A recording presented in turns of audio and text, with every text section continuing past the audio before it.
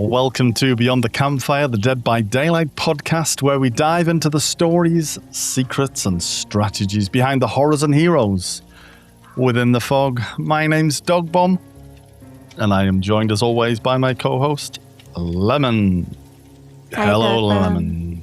Hello. How are you? I'm good. I'm incredibly tired. I feel like I haven't seen you in forever. I've been away forever. No, I haven't. I've been away for a week, for a weekend, a week. I've been away a lot. I've been away to a gaming convention, and then it was very closely followed by a magic convention. I've had a pretty wild week. We had to cancel the podcast record last week. So we've not recorded this in 3 whole weeks, Lemon. That's crazy. But That is wild. we do, Lots to catch up on. yeah, but we do need to do the adulting parts of our lives. That's like Occasionally. first priority and the stuff that pays the bills as we don't make money off the podcast. Exactly. So Exactly. we have to do the adult stuff. But now we're here. Now we are here. It's been a while though, so do you remember what your question was? Yes. I asked if anybody had any hacks for throwing up. What do you mean by that? I should have queried this when you asked the question. You only had 3 weeks to. I know. What do you mean by that? Like, any good hacks? Is there hacks to hold the hair or something to eat or... The way I heard it was, I'm a big fan of a film called Ferris Bueller. Yeah. And Ferris Bueller takes a day off school. And he takes a day off school by pretending to be sick. Yeah. And he sets up this elaborate thing where he's all poorly in bed and he plays a tape of snoring and himself coughing. And he has like a series of ropes and pulleys. So when his parents open the door, he sort of leans up in bed underneath the covers. And he calls the school to say that he's poorly. It's a whole thing, but I got obsessed with it. And I got obsessed with ways of making myself poorly to take days off school. And when I was younger, I had a book of it was practical jokes that I'd written down. This wasn't a bought book. It was practical jokes that I'd made up or written down or found. And there was a section in that book that had all different ways of making yourself ill, including drinking mouthwash, making your hands clammy by having cold towels next to your bed. So somebody came to check on you and felt your hands, you'd feel poorly. So I got excited because I thought this is like a specialist subject for me. I know loads of ways of pretending to be sick, but you're actually asking for when you are sick. Yeah, I have no life hacks for when I'm sick. Oh, wow. I just write it out. That reminded me. I once saw a TV show where somebody wanted to be sick, homesick from school. Mhm. And she took what is it called? Thermometer? Yes, that one. And then she put it in her mother's tea for a moment so it went up. And showed it. That was in my book. Oh my God. I saw it in a TV show. I That was in tried my that. book. I wasn't that smart back then. I just kept it in a bit too long. So when I showed my mother, she was like, you need to go to the hospital. Because it was like 40 something. Wow. Yeah, You I were still went to dying. school. You were accidentally dying. Yeah, it wasn't great. Another tip, if you want a day off school, is if you buy those Baby Bell cheeses, with the wax on the outside of the cheese.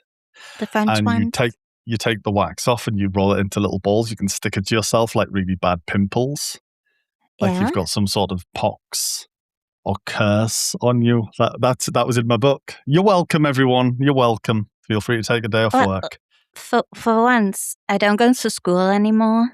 And secondly, I live alone. So everybody is like talking about, oh, I got my vomit bucket, blah, blah, blah. Do you have a vomit bucket? Mm-hmm. Orange. How do you... And how do you use it? Into the bucket, And then, tip it away, and then flush it out with water. okay, I do that. I put a trash bag in. So when I throw up, I can put a knot on the trash bag and throw it out. So I don't have to rinse it. And You that's throw my it hack. out in the trash? Yeah. What if the trash person accidentally opens it? Why should he open it? The accidents happen, and then they would all be That covered in should vomit. teach him a lesson. Oh, Why is that's that bad? horrible. Why is vomit bad? Is that worse than baby diapers or menstrual pads or? My question was, what would you like to vomit? If you could vomit anything out of your mouth, what would you like to vomit? It would have to be something soft but tasteful. So maybe chocolate. Chocolate. Okay, Yeah, okay. chocolate. See, I don't think I could eat anything that I vomited out. I just No, feel no. like that would be distasteful. But I feel like throwing out chocolate, it could be soft if it's like ball size. Okay, And then it would ball-sized chocolate. and then it would be a good flavor to throw up, so you didn't have that taste in your mouth. Mm. Okay, what do you want to vomit? I think I would like to vomit out. I don't know, something wild like bees. Bees? Yeah, They could sting you in your mouth and your throat. like happy bees. My bees, like I am the queen bee and I vomit bees, like some sort of weird god. Can I get like an a Egyptian. voice cut of you saying, "I'm the queen bee"? I'm the queen bee. And then just like, bah, and then bzzz, and then everyone's like, fuck, it's the queen bee's back in town. Shit, everybody run. And then I could just like walk into the shops and just take what I want and then So you walk want out to with be my a bee villain? posse. It sounds like a villain power, doesn't it? I hadn't really gone too much into this, but then I've got like a whole house made, like a castle made out of honey, and I'm sat on a big honey throne with all the bees just kind of buzzing around me. If anybody comes to the house to take me down, bzzz, just bees coming out my mouth. Don't you think the police will show up in a bee suit? Fair point. And the funny thing is, you have had 3 weeks to think about this. I had 30 seconds. You've had 3 weeks. You knew this question was coming. To ask about the bee suit. Listen to our comments from the listeners. So we had a comment from Shadowlu. It said, "This has been a very good episode, and it shows a character like the Plague as quite a devoted person to protect her people. But I have a theory. Do you think her followers that went with her may have got consumed by the dredge?" Ooh. Congrats on the 30th episode. This has been such a great podcast since I first came across it. Proud to be a listener. Thank you very much, Shadowlu. But for the questions, when I'm sick, I have a lot of fruit and watch horror movies. And for vomiting, puppies sounds weird, but who wouldn't want that? See? No, I'm not so weird, am I? With my bees. I feel like Shadowlu wants puppies. I feel like they would get stuck in your throat. Like an hairball from a cat? No. We also had a comment from Drunk David who said, "This is going to be a bit of an odd answer to the vomit question. I'm not often sick. I don't think I've actually thrown up for around 10 years now. But when I do feel sick, rubbing my belly for some reason helps me. Not sure why, but if it works, I'll continue doing it." As for the vomiting up anything question, I had to think about what I'd like, but if I had it on command, I'd probably just get bored of it after a while, like chocolate milk, for example. So I think I'd just go for water or tea. How British. Yeah. How British of Drunk David. I think I'll vomit Also, tea. for a hack when you're sick with vomit, I feel like it's a bit far to go to Drunk David's house and rub his belly when I need to throw up. It is, but if it works, we could all go down there and just queue up. Sure. We had a comment from Disco DH, said, great episode about plague and enjoyed the humor about last week's aura question. So funny. The plague backstory is great. I know there is a DVD movie in the works, but plague could have a movie to herself, as could a lot of other characters in the game. Well, that's a good question, by the way. Maybe I'll steal that for this week's question. Lemon's question. No real life hacks for when I'm sick, but I tend to comfort eat when I'm ill. Especially if I'm hungover, then my go-to remedy is a special curry made extra spicy with boiled rice. That really hits the spot for me. And then it continued over on Instagram because we ran out of space. Dogbomb, another very strange but fascinating question. Something I've never really thought about, but maybe silly string could be quite amusing. I think it would be amusing the first few times you were sick, and then you would get bored of it quite quickly. It's what a is bit silly useless. string? It's in a can and you spray, and it kind of sprays out just string that is colourful. It's made out of like foam, but it hardens in like a string. Oh, okay. Yeah, it used to be really popular here, but it's not so much these days. Entertainers use it sometimes. And it used to be featured in a lot of like late 80s, early 90s American movies. Kids used to use it. I've never seen it over here. It's just a curry. I can't get that when I'm sick because we don't have any Indian restaurants. You could make a curry though. You know how. You can cook. No, I don't. Yeah. No. You absolutely could learn. You think? To make you feel better, yeah. Make a curry, travel over to Drunk David, rub his belly, eat the curry. No, yeah, okay. If I go to Drunk David anyway, there should be a Indian. Never mind. Exactly. Solved. Go on. We also had a comment from Corey Gordon, who I believe is a new commenter. And they said, I love the podcast and ran across this and have been listening ever since. Happy 30th episode. Thank you and welcome. When I'm sick, it's usually horror and rest. And I don't know what I'd vomit. I'd probably say money. That's a good idea. I can't believe nobody else said that. Would hurt possibly, but then who wouldn't want more cash? Exactly. Why didn't I think of that? Exactly. Unless it's all like pennies or like shillings or the smallest amount. And you're just like, trying to get enough to buy an Xbox. A loaf of bread. A loaf of bread. I'm really sick. I need a loaf of bread. Hey, bread is expensive over here. Why don't you keep going? Get yourself an Xbox. Thank you, Corey. Thank you and welcome. We also had a new comment from a couple of new other listeners. We had comments from Zombie Slayer. Thank you very much on older episodes. Kathy Banner, thank you very much. Older episodes as well. Both regular commenters. We appreciate you catching up and leaving those comments.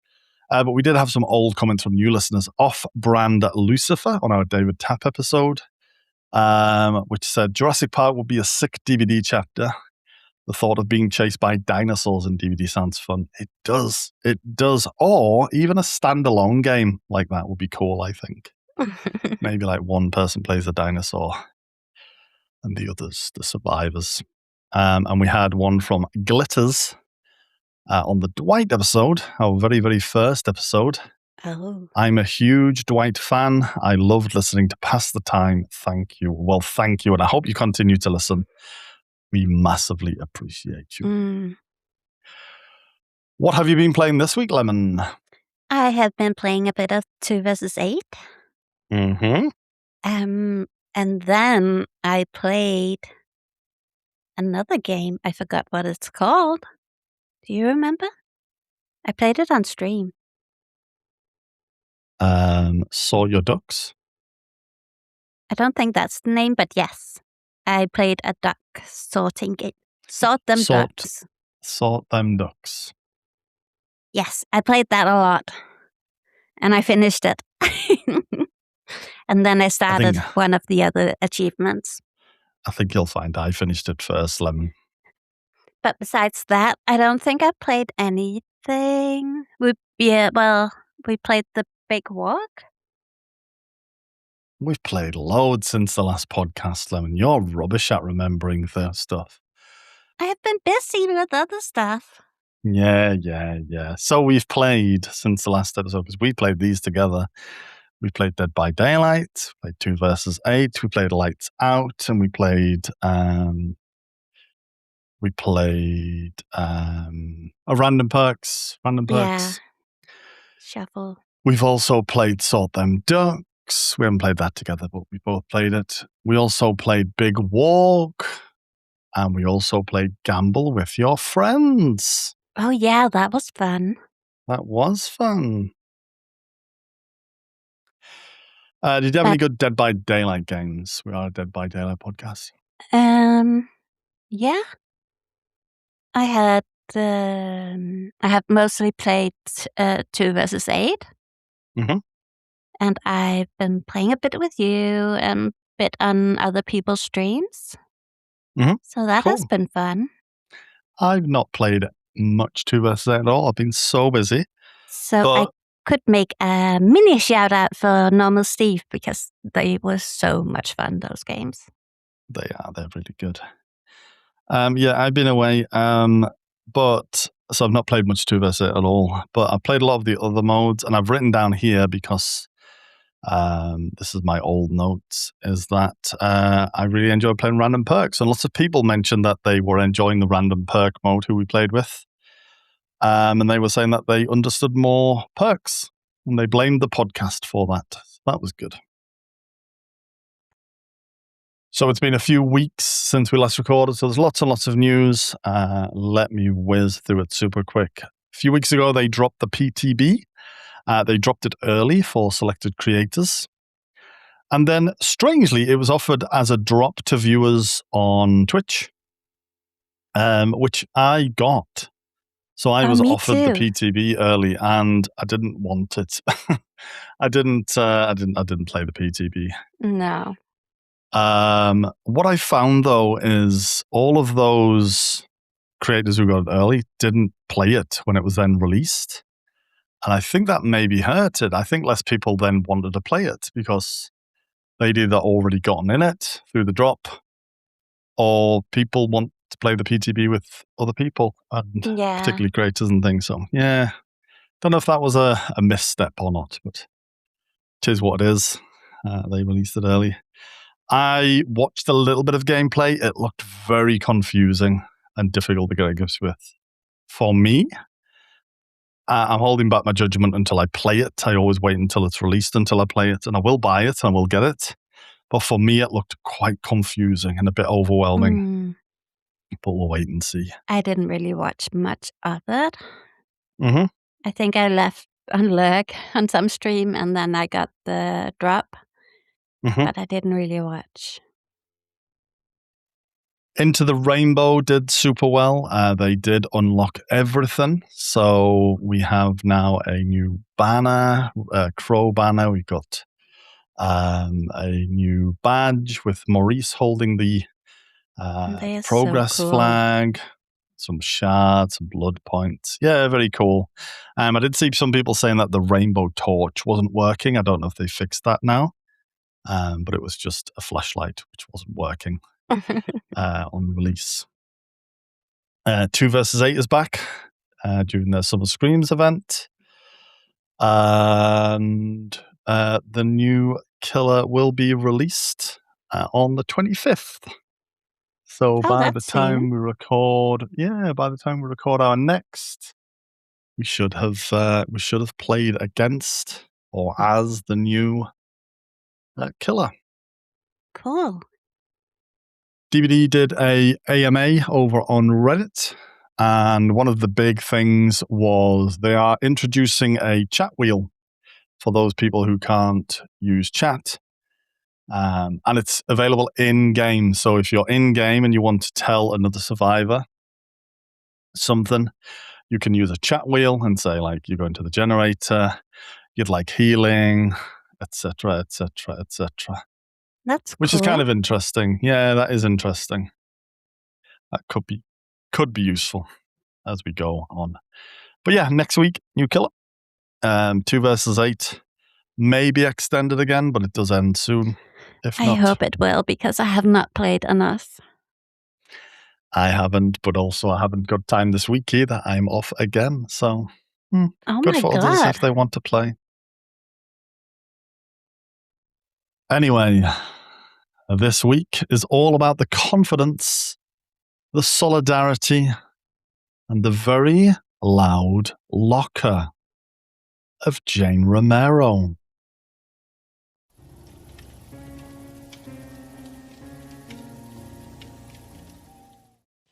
So today we're going to talk about Jane Romero. And Jane's story is a little different from a lot of other survivors that we have covered. Because before the fog, Jane had already spent most of her life trying to figure out exactly who she wanted to be. She grew up in the shadow of someone very famous. Jane was the daughter of actress Loretta Lawrence, even though she had no memories of her mother from childhood. Jane's parents separated when she was still a baby, mainly because Loretta was often away filming. So Jane was raised by her father, who was a struggling visual artist. And growing up, Jane had very complicated feelings about her mother.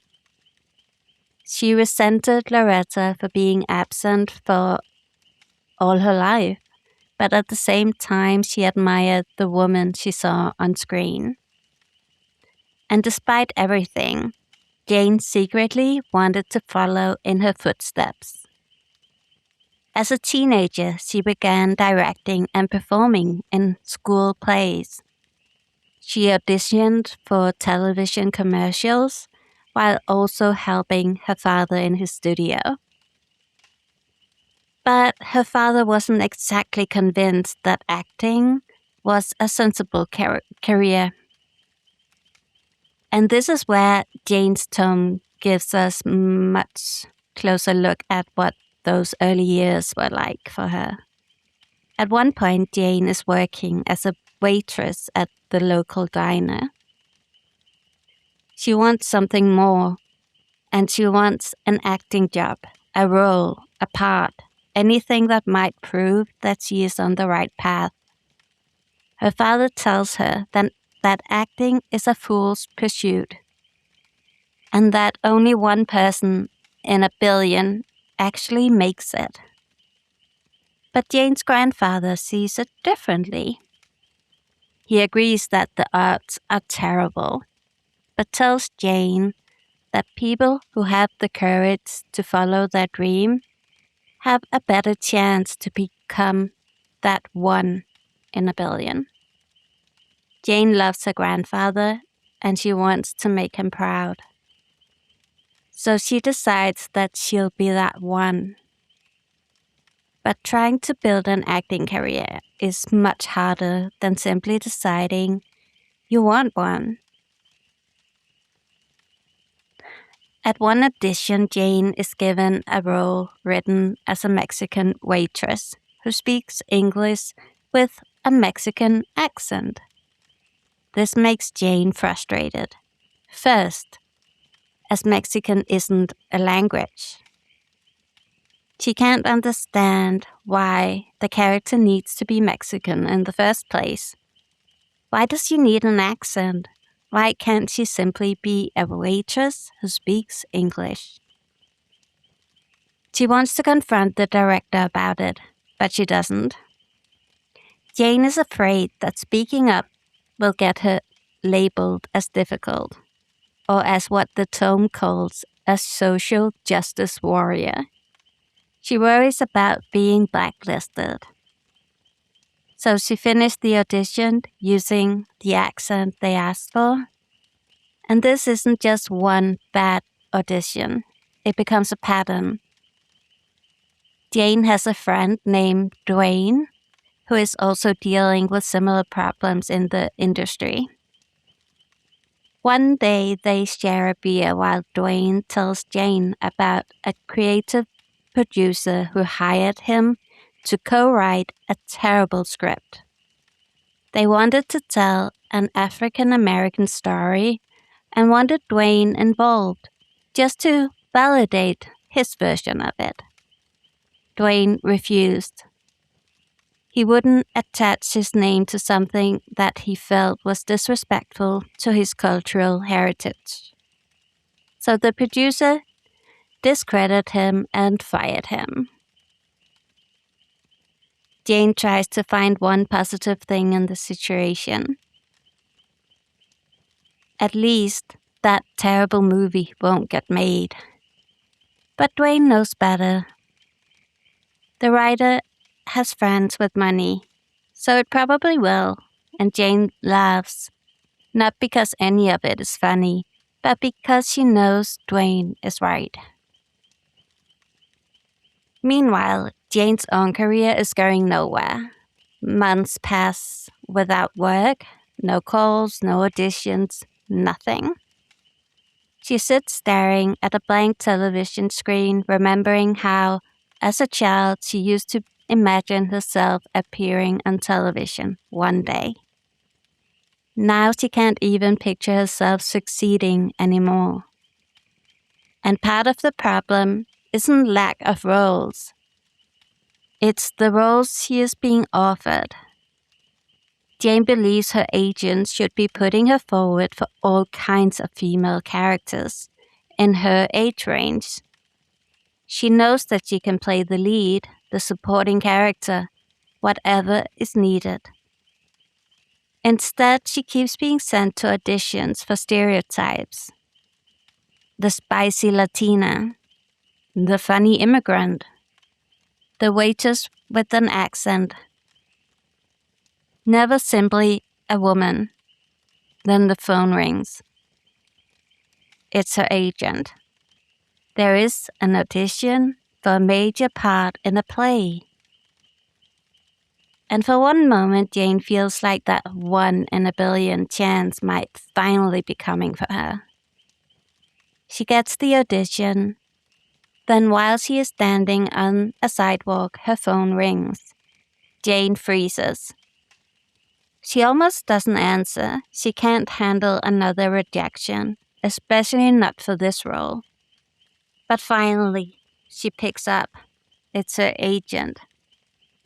He tells her how much everybody enjoyed her audition, how fantastic they thought she were. And Jane waits for the but. Except it never comes. She got the part. Jane can barely believe what she is hearing. She repeats the words to herself. I got the part. And then she screams, loud enough that strangers turn around to look at her.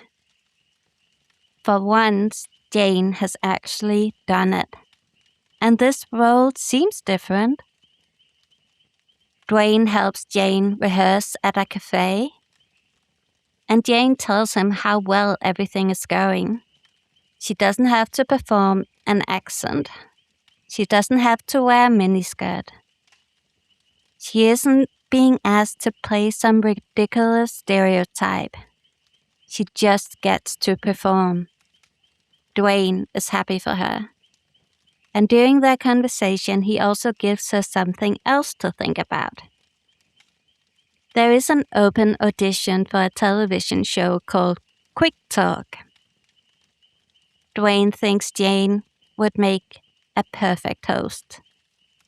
He tells her she's one of the most real people he knows, and the authenticity is exactly what this show needs. But Jane isn't interested. The play is taking all her time.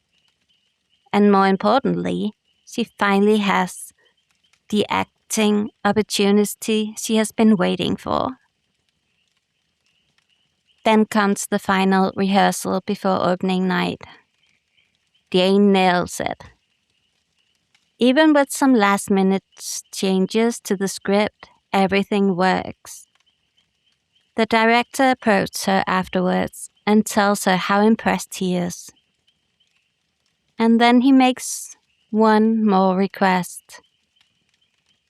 He thinks the character would work better with an accent. At first, Jane doesn't understand. Why? The character doesn't need an accent. But the director thinks it would be funny. Comic relief. And suddenly, Jane understands exactly how he sees her. After everything she has put into the role, she is being reduced to the same thing she has been fighting against. A stereotype, a joke.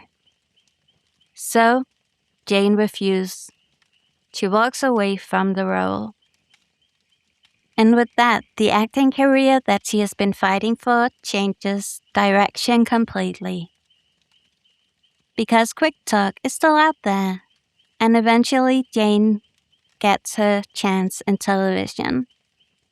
Before that, however, Jane had already discovered that she had a talent for speaking to an audience. During her senior year at school, she entered a national public speaking contest and won first prize. Her performance attracted the attention from a radio station, and they invited her for an interview. During the live show, Jane's natural charm and ability to connect with people impressed the staff so much that they offered her a part-time job. After college, where Jane studied communication, she left the radio station for a trendy variety show. But that opportunity didn't last. Jane's frank delivery and tendency to ad-lib weren't appreciated by the bosses. And after 5 months, she was fired. She tried returning to her old radio station with an idea for her own show, but they turned her down. They thought it was too risky. 4 months later, another opportunity arrived. A producer who had seen reruns of the variety show called Jane. He was looking for a co-host who would bring some life back into a failing program. That program was Quick Talk. The job wasn't glamorous. Live television meant long hours, low pay, and very little stability. But Jane finally had something she hadn't been giving during those early auditions, a platform where she could speak. She challenged the tone of Quick Talk and pushed the show towards a more relatable coverage of personal issues. The audience responded to her honestly. Within weeks, the show's viewership began to grow. After 2 years, Jane was given a full-hour segment on her own, The Jane Romero Show. It was broadcast nationally and covered subjects that other shows often avoided, including Jane's own struggles with abandonment. The show broke records. Jane became enormously successful. Her initials, JR, appeared on everything from beauty creams to fashion accessories. But Jane wanted more than fame. She wanted other people to follow in her footsteps. So she wrote a book about her childhood, about growing up with an absent mother. And the book became an instant bestseller. But the reviews were harsh, and Jane took the criticism personally. Despite everything she had achieved, she was beginning to doubt herself. Her schedule was becoming more demanding, and she felt constant pressure to entertain. Then, during one particularly difficult week, Jane scrapped a planned episode and replaced it with a 2-hour special about divorce. And that was when she learned who had agreed to appear on the show. Her mother, Loretta Lawrence. Jane went ahead with the program. At first, things went mostly as planned. Then Loretta walked onto the set, smiling warmly at the audience. And Jane felt a violent envy that had apparently been building up inside her for years. Still, she kept going. She smiled and continued the interview. Until Loretta interrupted her and told Jane that they were not actually related. And that is all the law tells us. We are not given an explanation for what Loretta means. We don't know why she says it. And we don't know what exactly she is claiming. We only know that she says they are not actually related. And after that, the interview falls apart. After the show, Jane decides to drive to her father's house in New Jersey. She needs to talk to him. She hasn't been feeling like herself lately. And after what just happened with Loretta, she needs answers. Jane takes the freeway along the coast to avoid most of the traffic. She has an awful headache, so she had taken some painkillers. Then she turned on the radio. Classical music is playing. The journey is slow, but there's black ice on the road. And the roads are packed with people heading home. As night falls, Jane begins to having trouble with her vision. Darkness blurs the edges of what she can see. The headlights around her become swirls of red. She blinks, trying to focus, but her eyes are getting heavier. And eventually they remain closed for just a little too long. The following morning, authorities pulled Jane's car from the water. But Jane isn't inside.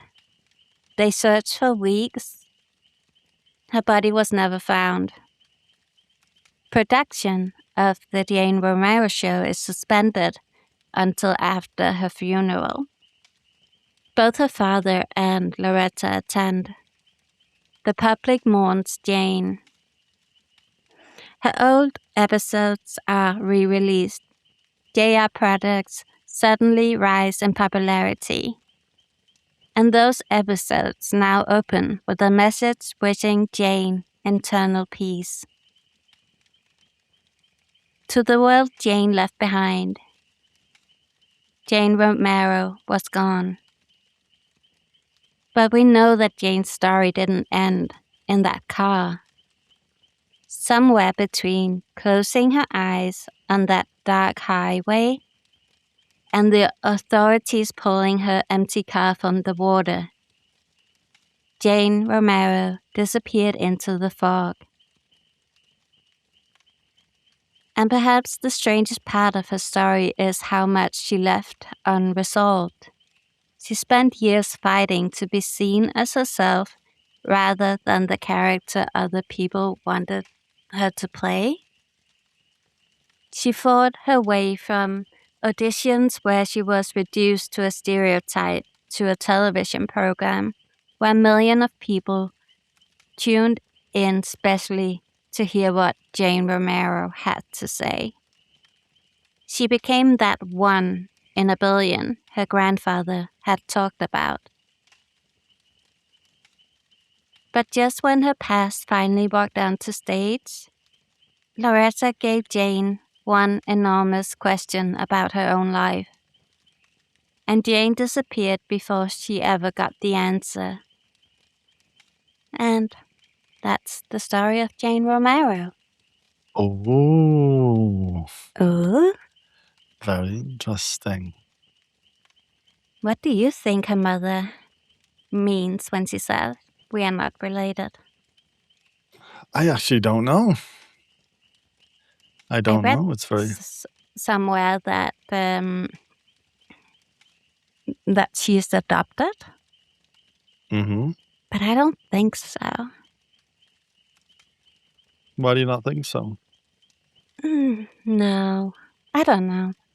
And then for a while I was like, her father just said that woman on TV is your mother. Mm-hmm. And then she grew up believing it. Mm-hmm.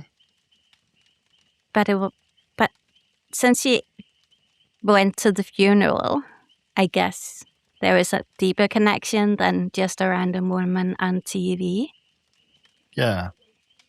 Especially as the father and the mother have been separated so long. Yeah. I don't know. It's interesting. Yes. So this came with the plague, right? Yes, it did. Why do you think they came out together? Oh, that's a good question. Mm. They are like thousands of years apart. Mm. One was craving fame, the other wanted to help people and sacrifice herself.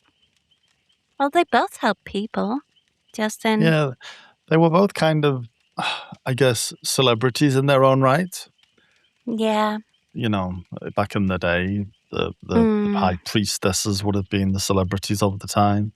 Yeah, and he was known for sacrificing her, was the toe, Mm-hmm. Mm-hmm. to save another person. Very interesting. It is. She's also, Jane's one of the survivors that has kind of a very public death. A lot of people have just disappeared into the fog. Jane's is very, very public, which is interesting because that kind of reflects her life as well. She was a very public figure. She had a very public death. Definitely. Yeah, very interesting story. I like that. Thank you. Thank you So for sharing. now I'm excited to hear about Jane's perks because my main character in the game is Jane, and I don't even have her adapt.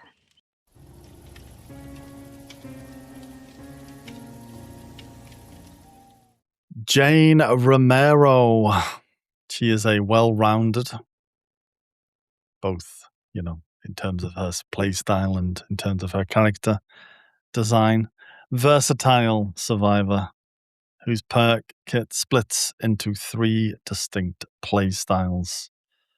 One for gen runners, one for altruistic team playing, and one for the sort of person who just wants to ruin a killer's day. She's not built around a dominant strategy. She's not all-out runner. She's not all-out altruism like a lot of other characters.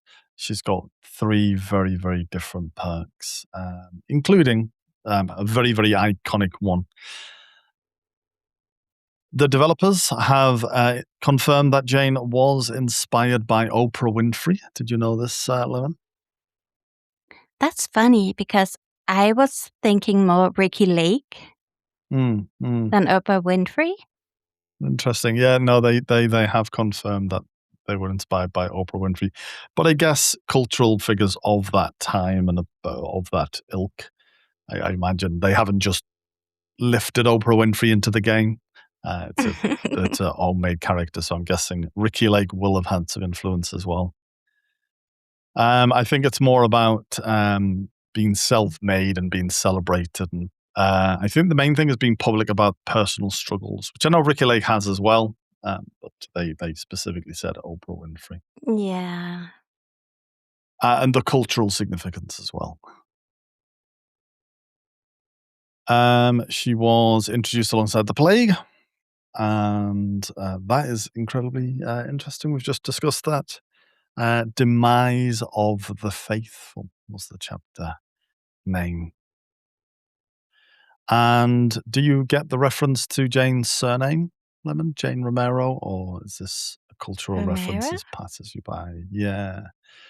So there is a horror director called George A. Romero. It's never been confirmed that this is the link, but that is probably the most famous Romeros. Oh, outside never of Dead knew. by Daylight. Yeah. He directed Night of the Living Dead zombie film. Let me tell you about her perks in alphabetical order.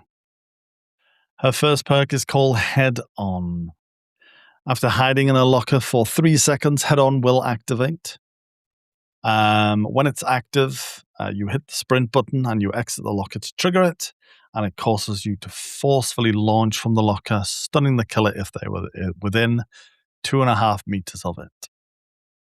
They will be stunned for 3 seconds, and it will trigger a loud noise notification if you miss. You won't stun them. You can't use it while exhausted, and if you are successful with your stun, you will be exhausted for 40 seconds. If a killer is carrying a survivor and they have been stunned by Head On, they will drop that carried survivor. This used to be deactivated by idle crows, AFK crows, but it has been reworked and it isn't deactivated as quickly these days. If you use it alongside Quick and Quiet, it allows you to enter the locker silently, which means that the killer will hear nothing and see nothing, and you can launch out. It's been a pretty iconic combo for a lot of years now. And that extra ability of making the killer drop the survivor mid-carry can be extremely valuable. It's one of the most overlooked kind of uses of Head On, except there's a couple of extra ones. Head On can also disintegrate Nemesis zombies, and Head On can also destroy Victor Lemon. The twins. Did you know this? That is brand new information. Oh, well, now you know. Oh, wow. What do you think about Head On? It sounds fun. Never used it? No, never. Wow. But it sounds fun. I'm going to try it. It's in my troll survivor build, Head On. It's so much fun. If you pair it with Quick and Quiet and have those silent entries into the locker, it can be absolutely devastating. Any maps which have lots of lockers near objectives, Luris and RPD are incredible for this, having Head On. It's very chaotic, but also you can do some incredible plays with it. If you can position yourself right, if you can time it right, and you get committed to that Head On build. Incredibly frustrating as a killer to come up against Head On. Even more terrifying is if you come up against 3 or 4 people in the same team with Head On, which has happened to me. And it happened on the hospital on Luris for me as well. That sounds awful. It was so much fun.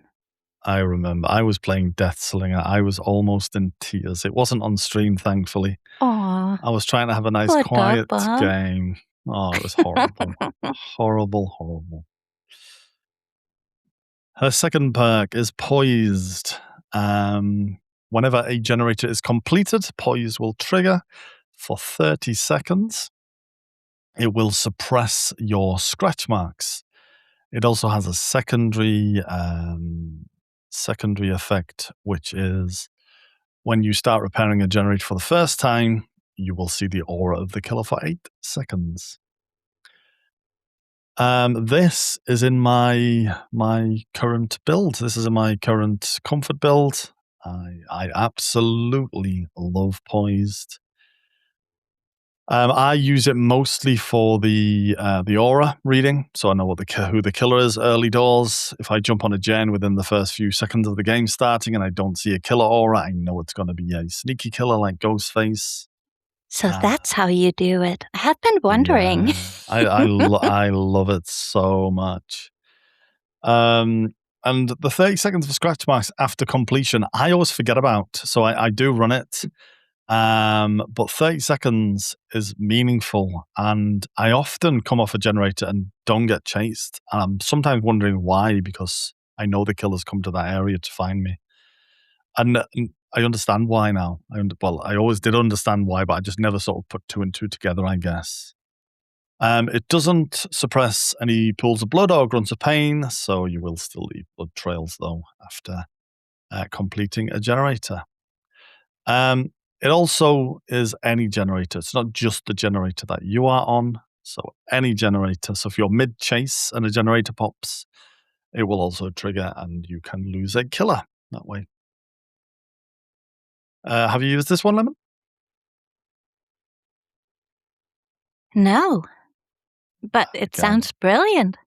It's really good. It's really good. This is my general build. I guess this is why Jane is my main. Even though you don't use her perks, of course. Her third perk is Solidarity. When you are injured, if you heal another survivor without a medkit, Solidarity will give you passive healing while healing other survivors. You will heal at 70% of your altruistic healing speed. So this will heal you as long as you haven't got a medkit on using a medkit. You can heal yourself up to 70%, which means that you can get 2 heals and reset teams very, very quickly.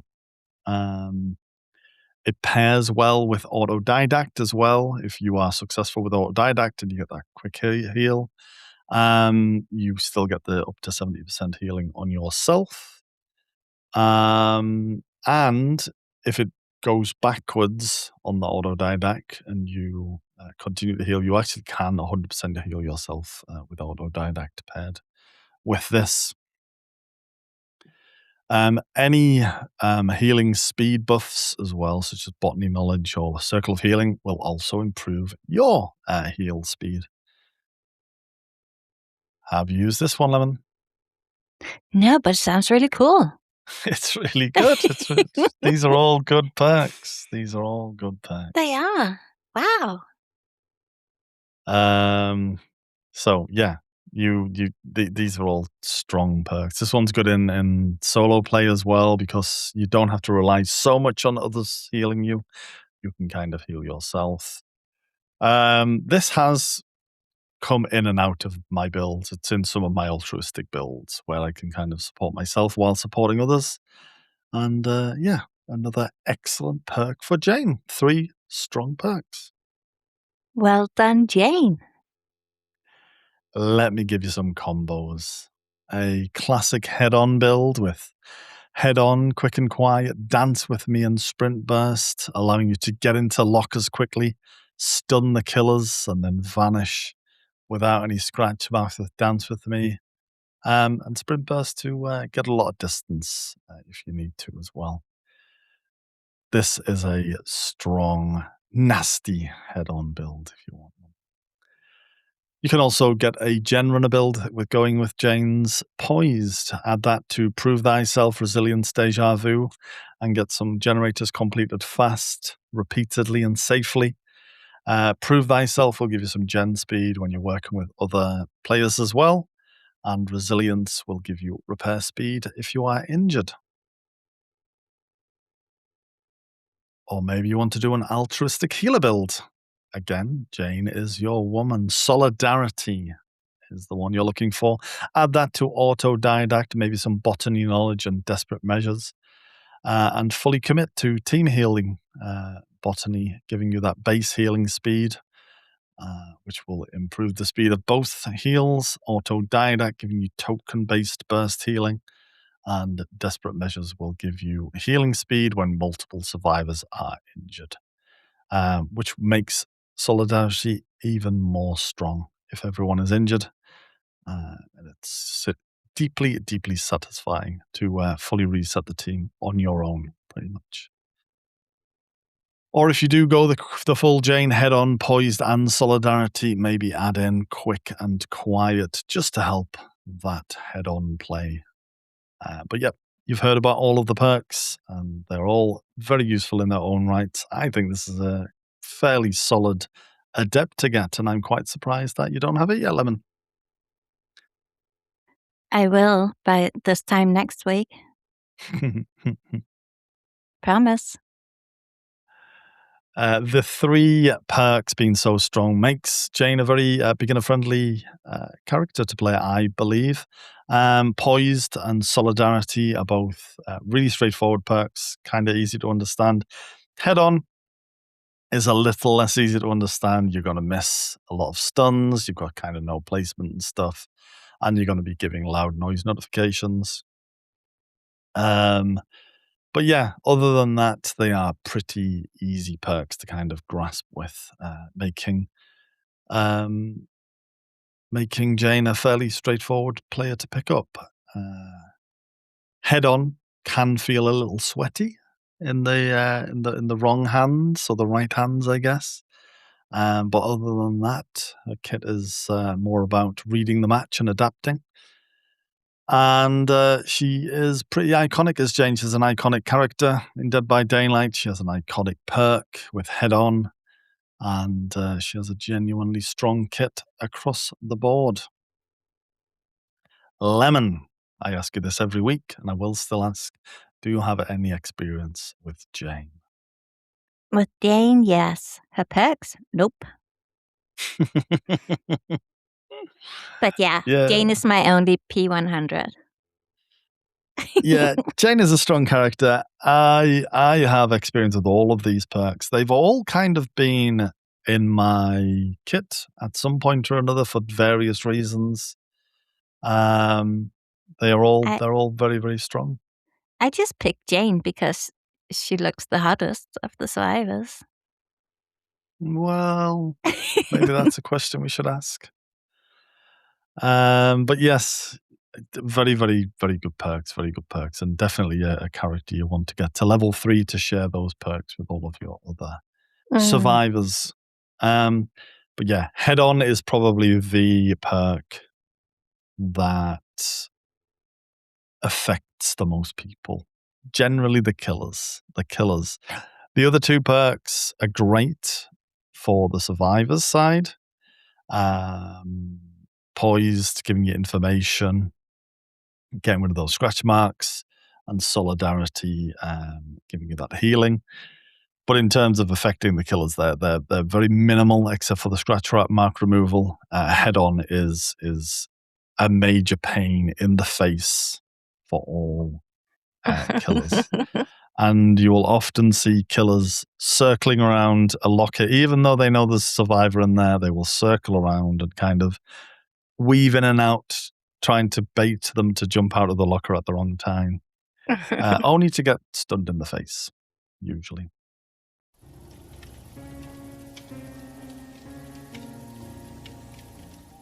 Every week, we like to pick a creator from the world of Dead by Daylight, be that a streamer or a artist. And this week's Lemon is my favorite Jane main. It's Lemonlicious. Have you picked me? What? No. Yeah, I've picked you. That's a joke, right? Do you know Lemonlicious? Yeah. You've streamed Dead by Daylight before, right? I have. You have. You don't do it particularly very often. Would you like to tell people what you do stream? Well, recently I've been streaming the duck game, the tidying up the ducks. And before that, I have streamed other duck games. You do a lot of duck games, yeah. You do a lot of kind of cozy, comfortable streams. Yeah. And if people could see me right now, I would point to the ducks on my headset. You do have ducks on your headset. You've done crafting streams. Crochet, yeah. Crochet. You've done IRL streams where you kind of hung out in the garden. But yes, not much Dead by Daylight, but you play a lot of Dead by Daylight outside of stream. And I'm sure if anybody comes to your stream, you would be happy to talk Dead by Daylight to people. Oh yeah, I can talk about it. Yeah. But maybe I'm going to stream it a little bit, especially all those times where you are away. Maybe I should just stream. playing it. Do you have a schedule at the moment, Lemon? No, I don't. I'm they'll just free as a butterfly. They will just have to follow you and then find you the next time you stream. Where can they find you, Yeah. Lemon? You tell They the can people. find me as Lemonlicious on Twitch, Mm-hmm. as Lemonlicious TTB on Instagram, Mm-hmm. and Lemonlicious TK on TikTok, and Lemonlicious on YouTube. Okay, Lemonlicious everywhere. There you are. Just search for Lemonlicious. You will find Lemon. I suggest you go follow their Twitch so that you know when they're next live. And Lemon is currently considering setting up business online and is going to document the whole thing on YouTube. Is that right? And Twitch? And I have gotten I put my email on my Twitch and on different platforms, this is where you contact me. Mm-hmm. I have gotten an email from a stranger. Oh my Lady Gaga. I know, right? Wow. Oh my God, do you want to try our product? And then you can get a link, and then every month, one of the people who use the link subs, you will get. No, I don't want that, but thank you for the mail. Wow. So yeah, go follow Lemon and let us know when you've done so. Lemon, who is our character next week? Next week, we are going to talk about Ghostface.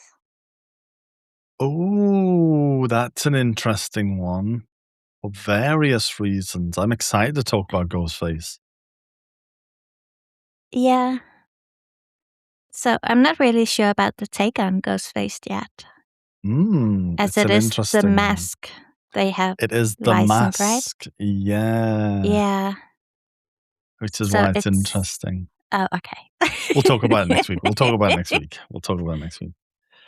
Thank you, everyone, for following us. If you have, hit follow. If you haven't, then this is your chance. Do it now. Yes. Hit follow. We have hit a milestone, Lemon. We have.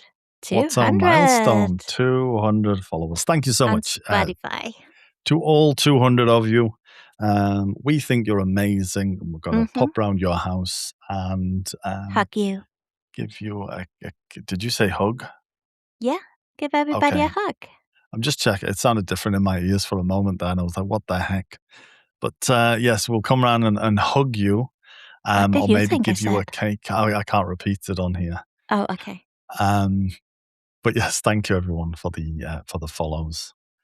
But yeah, hit follow and we'll hit 500, which I think is our next major goal. Yes. We also have a website. It's beyondcampfire.com, where you can find links to all of our major podcast platforms, and you can follow us on those as well. And you can listen to us 3 times a week if you want to. We don't mind. Or 10. Go crazy.